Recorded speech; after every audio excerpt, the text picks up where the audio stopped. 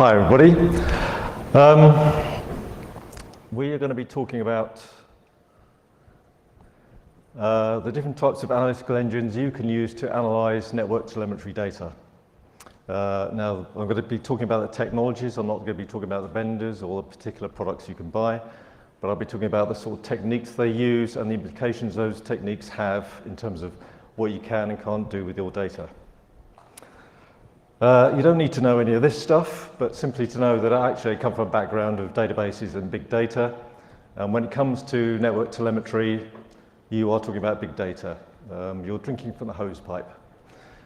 So for example, with a small to medium network, it's quite normal to be processing about 1 million flow exports per second and probably about 1 million DNS lookups per second as well. And you've got to analyze those, process those, and come up with some answers.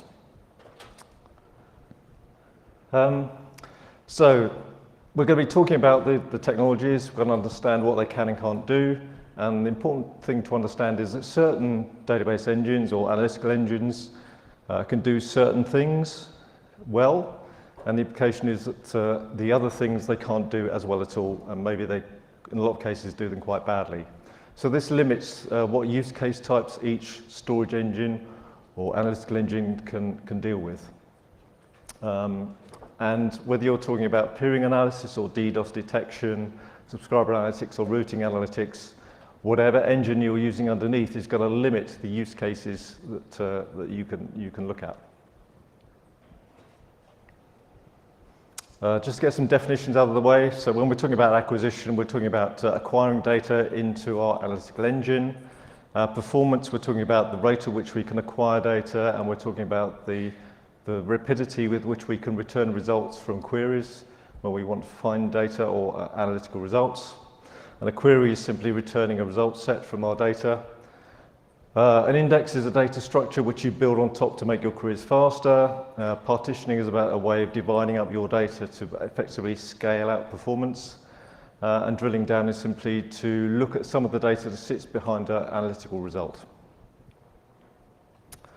So the 4 technologies we're going to be looking at are streaming analytics, row stores, column stores, and Hadoop.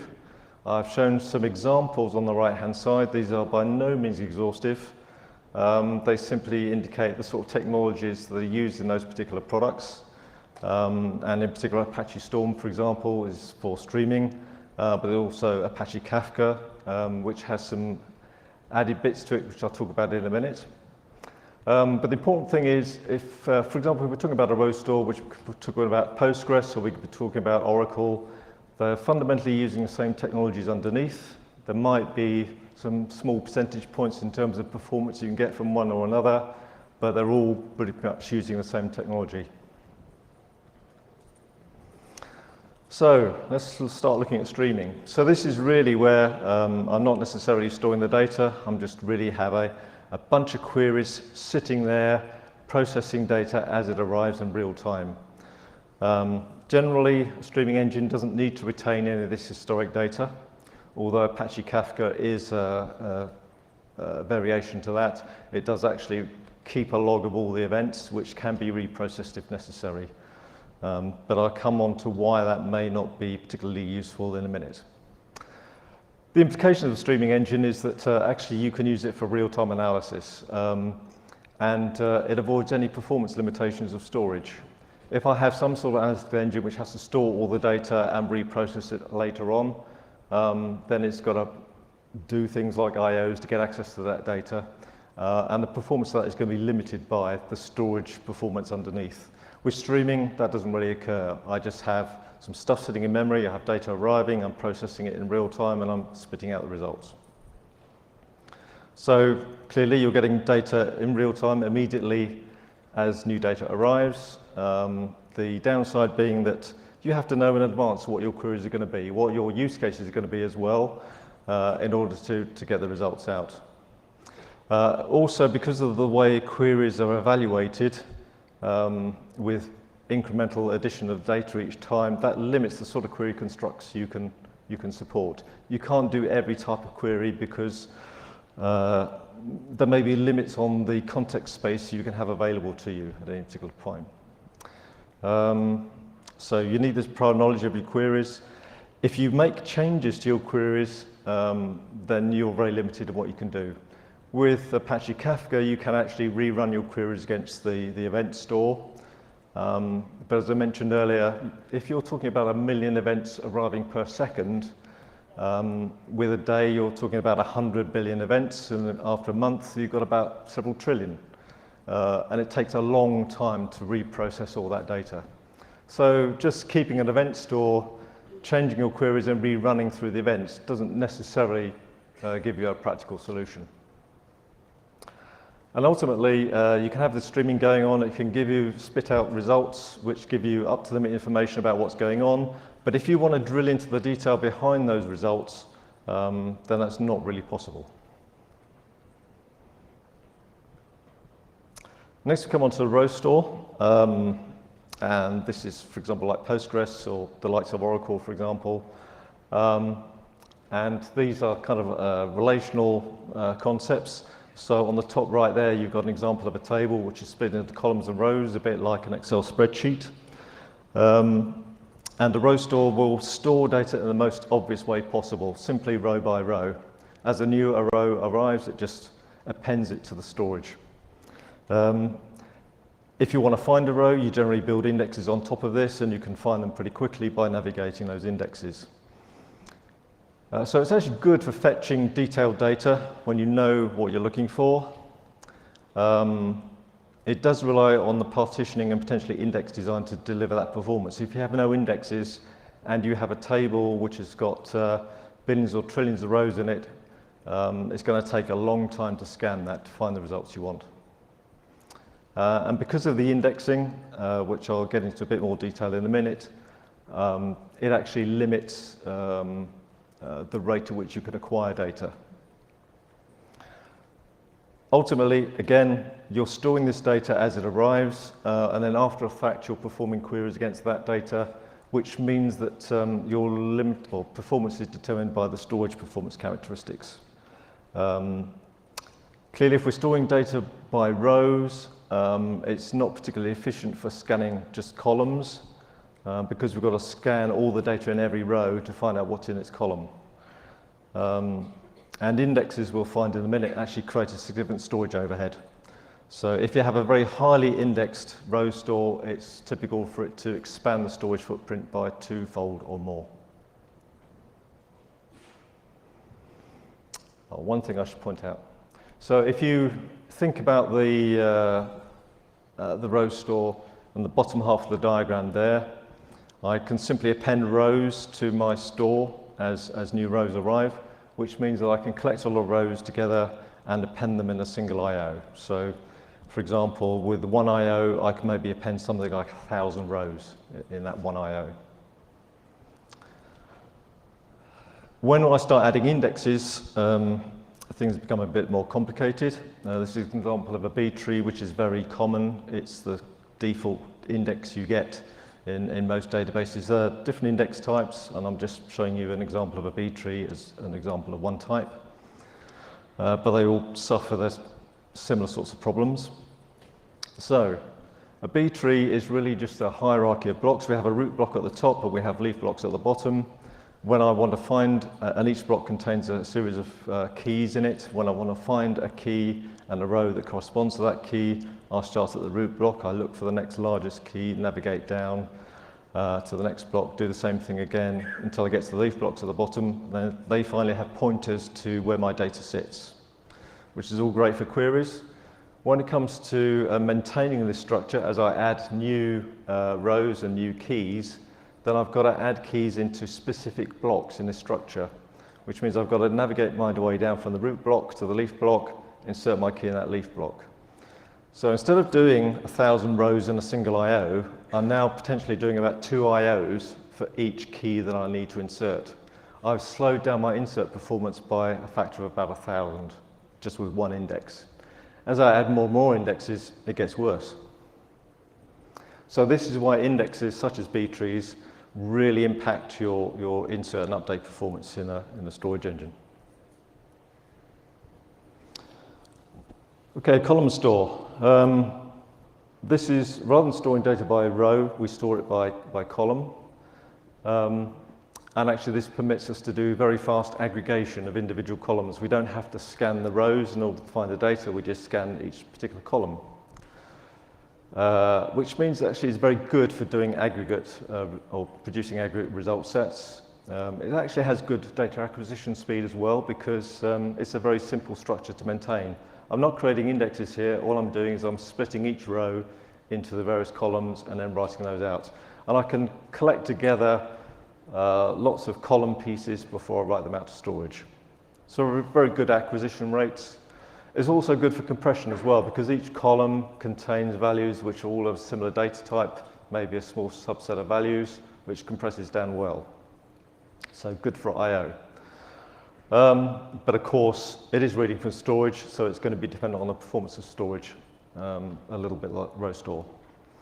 Ultimately, though, it's great for aggregation, but it's poor for drilling down into the detail behind the analytical result.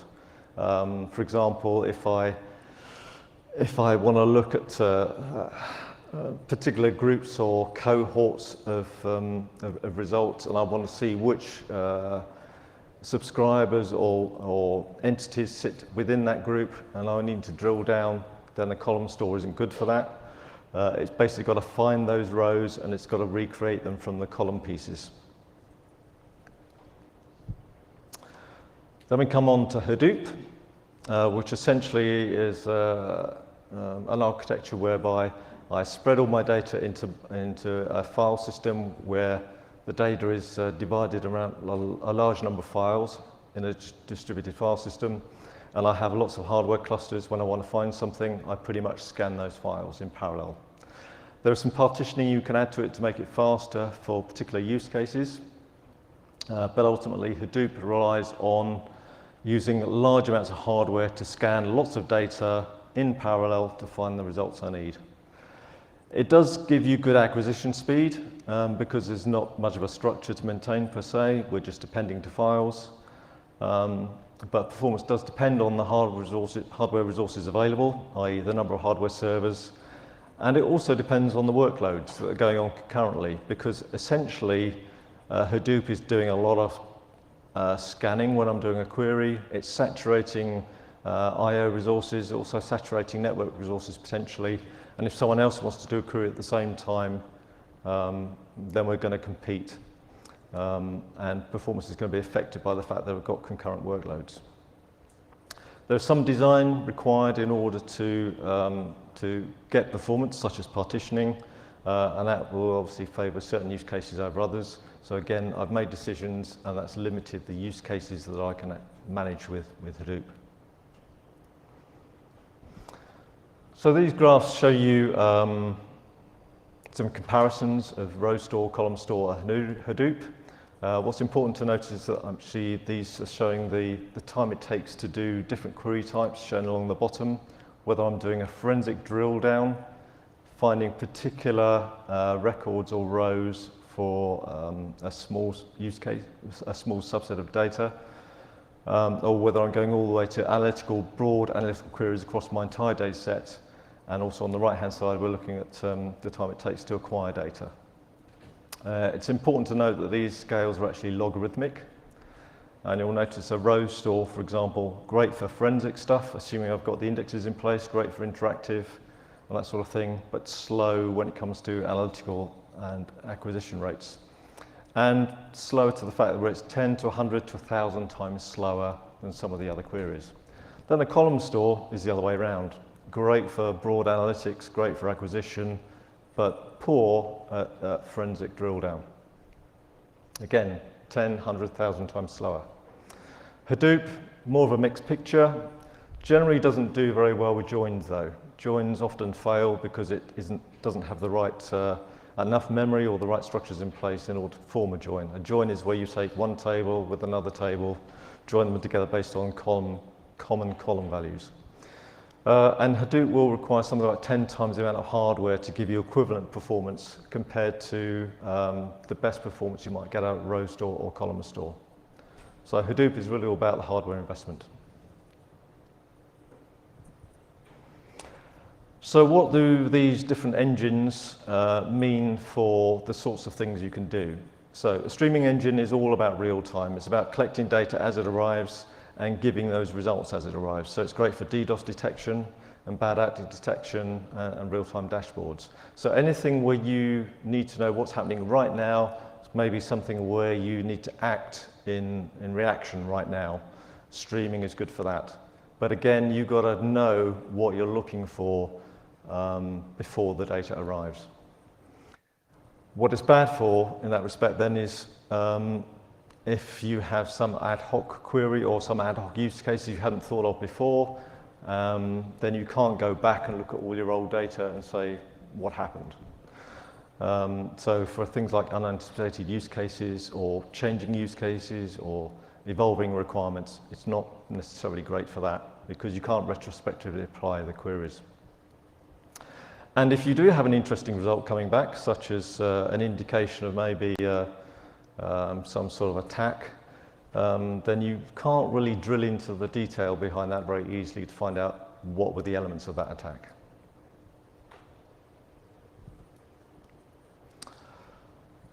The row store is great for very narrow analysis. So if you're looking for information relating to a particular subscriber, or you're looking for information about something that happened in a very narrow time window, it's good because you can have the indexes in place to find that data and bring it back. It's slow for things like aggregation. So if I want to aggregate all the values in a particular, say for example, all the bytes sent or consumed over my network, it can be very slow because I might have to scan all my rows to get that information. Indexes can actually speed this up. So for example, I can create an index on one or more columns, and when it comes to doing the aggregation, I can use that index as opposed to going back to the underlying row store. But again, whether that works or not depends on whether I've designed the indexes ahead of time to support that particular use case. And because of those indexes, you'll generally have slow acquisition rates. And these indexes require a lot more storage. And also the performance is going to depend very much on the design of those indexes and any partitioning you need to put in. Column stores. So they're great for aggregation, such as peering analysis, looking at traffic by peers, for example, looking at network load across my network by device, nodes, etc., and also time-based volume analysis and trending. Again, good for acquisition and compression. I can acquire a lot of data and I can press it down and store it for a long time. But if I want to drill down into the information that's sitting behind those results, not very good at all, because of row reconstruction required and also the need to find those rows. And performance will depend very much on storage characteristics. So whether it's NAS, SAN, SSD, hard disk, will hugely impact it. Hadoop, good for data acquisition, but the performance really depends on how much hardware you're prepared to throw at it. So it can be a very expensive solution. It can require a lot of hardware to do even the simplest of things. When you're talking about hundreds of billions or trillions of rows of information.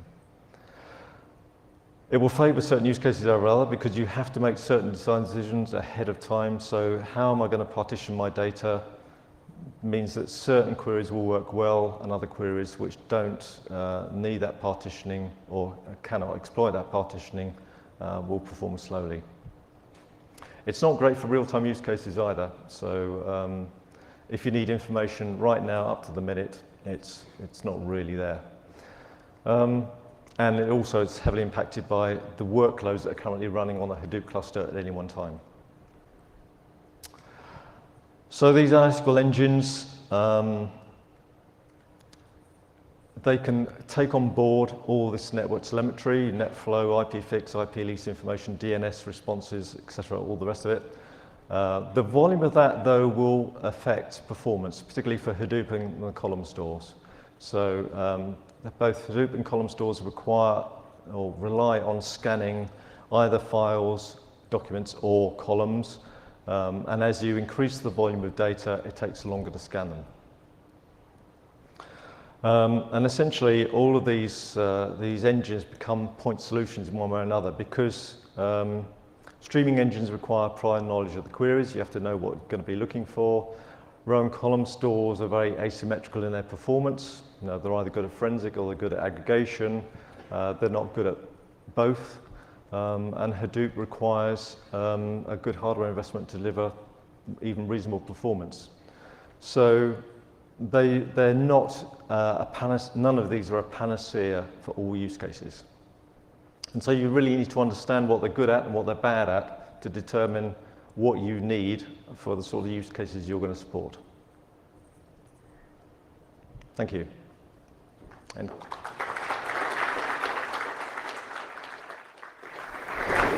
any questions?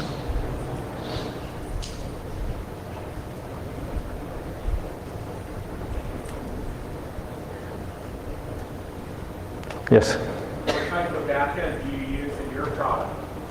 Our own. It's not a row store, it's not a column store, it's not Hadoop, and it's not streaming. Happy to talk to you about it later on. And by the way, if you have questions after this, then we also have t-shirts to give away. Now there's a bribe for you. Okay, I've obviously underwhelmed you all, so I'll depart. Okay, thanks very much.